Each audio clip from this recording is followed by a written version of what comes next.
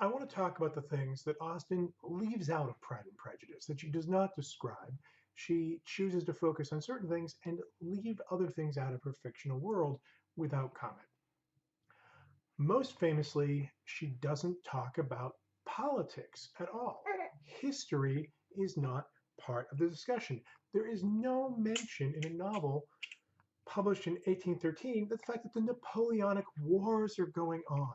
The Napoleonic Wars, that's fairly important because Britain has trouble with a capital T, and that rhymes with B, and that stands for Bonaparte. Bad news. These things emerge around the edges. The most obvious suggestion of the problem that's the Napoleonic Wars is the regiment who's in town, the militia, the ex-county militia. Who are these guys? These guys, well, they're the backups. They're the reserves. They're the kind of lower rung reserves. And unlike America in the 21st century, where our reserves often get deployed and our National Guard gets deployed and our frontline soldiers, these are the guys who are not being sent to the front line. So Wickham and the gang, they're soldiers, they're officers, they're military officers, they're really in the military, but England's in a major war, maybe an existential war about the dynamic of power and maybe its own survival. People are terrified. These are the guys who are not going to the front. They're being moved around. It's also why they moved down to Brighton partway through the novel. Brighton, which is right across the channel from what's that place? France. Speaking of Brighton, here's a thing that there's a reference there that's very clear to Austen's audience. I didn't get it the first 11 times I read the novel because I don't live in early 19th century England. Brighton is a particularly scary place to have your little sister go loosely chaperoned. And your footnote politely says something, a seaside resort with an extravagant reputation.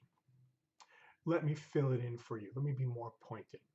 In 1813, when this novel was published, the King of England is still our old friend, George III. Sorry, I'm going to restrain myself from throwing some tea in a bottle of water right now. Also, I'm not going to go over to the Cleveland Museum of Art and jeer at George III's portrait. Control.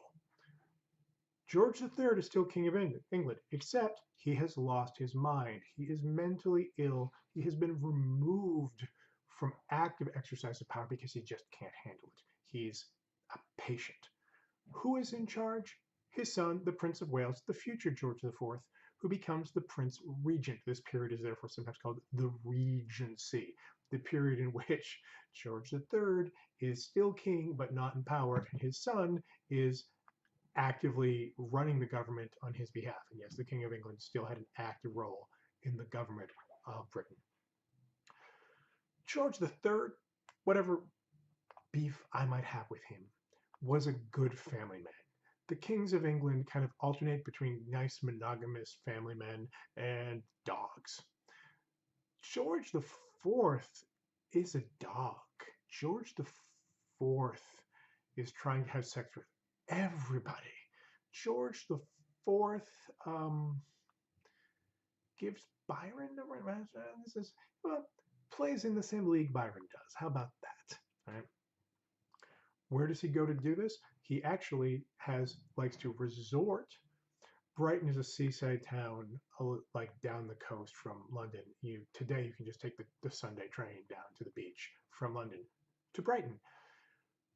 George IV, the Prince Regent, goes to Brighton and builds himself a residence there so he can go have a nice getaway and relax and have his orgies.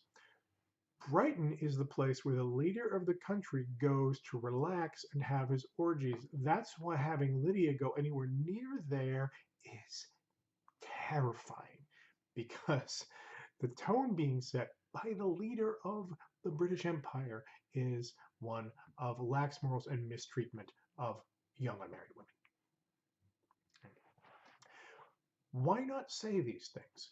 Many people say, well, Austen excludes these things like politics and war because it's the masculine domain. And it is true, this novel is very careful about leaving out and making us curious about, leaving unsaid, all the things that are kind of in the male only domain. When the men go in and smoke and do whatever and swap their dirty stories, we never see men. This is a novel that never shows us men alone, and we're stuck in the perspective of the young ladies who only get to hear later and surmise what the men are doing behind closed doors. What happens when the men are not around you? What do they get up to? Let's not find out, right? Good. And actually, like, you will never know until you get married what your husband gets up to when polite ladies are not around. Hence the Wickham problem.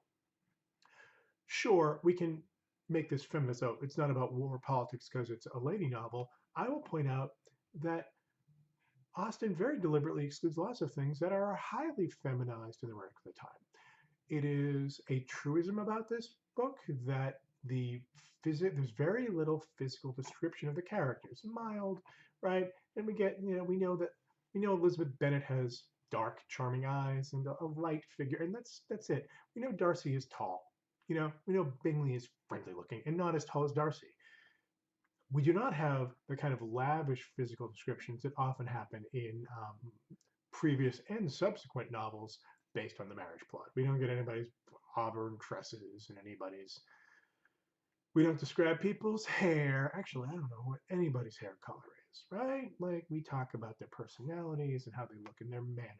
Um, that even more interestingly, Austen very deliberately eschews virtually any discussion of what people are of clothing, the details of clothing. One reason the novel dates very well is it stays the hell away from fashion, where there's a certain kind of version of this novel where you just talk in great detail about what kinds of petticoat and what kind of sleeves you have and what the fashion is. Nope, nope, nope, no thank you.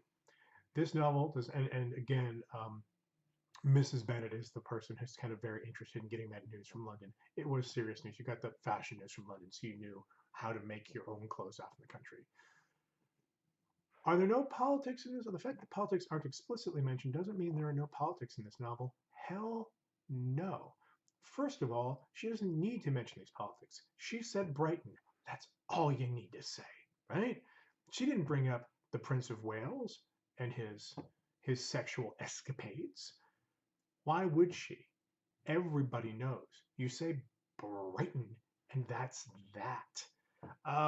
You want to pick on, if I wanted to pick on a political family in America, I might say, oh, she went off to a debauched weekend in, let's say, Hyannisport. Right? Right? Okay. I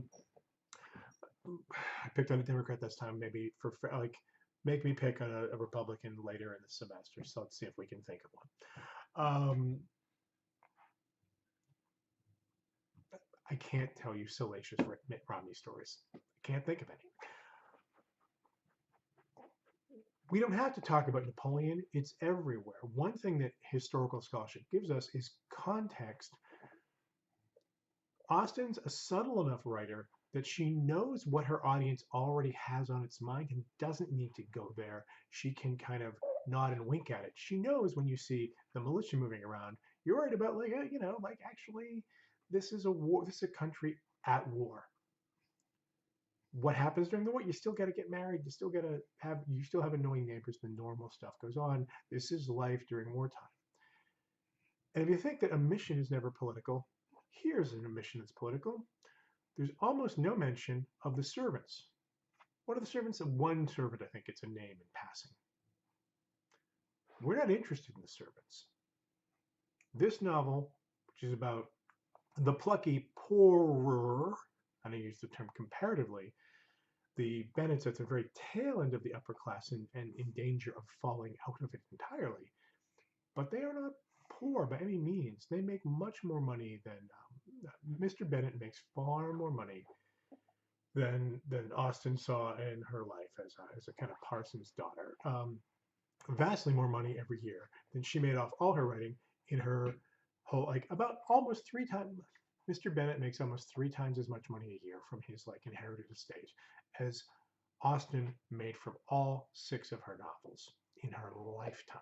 So the fact that we don't mention the servants, we don't take them as interesting, that's political too.